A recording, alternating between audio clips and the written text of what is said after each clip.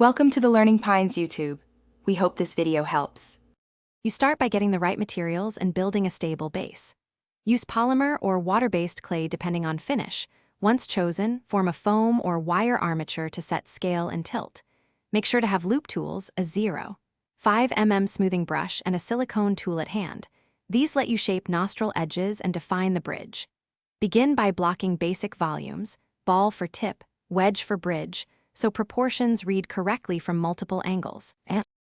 Now you refine the nose by focusing on planes and transitions.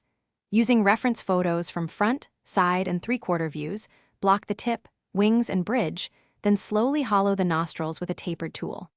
Keep edges thin yet supported so they don't collapse. Once openings are set, smooth seams with a damp brush or silicone tool.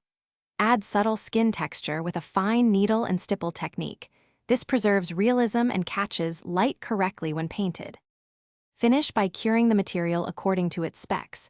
Bake polymer at the recommended temperature, or let water-based clay dry slowly to avoid cracks. Once cured or firm, sand from 220 to 800 grit prime, then apply thin color layers. Use airbrush for smooth skin gradients. If you encounter cracking or collapse, stop and rehydrate or use slip to fill gaps, then reshape before final curing. Keep one troubleshooting tactic ready. Gradual moisture control prevents most failures during finishing. Thanks for watching. Consider subscribing if we helped you.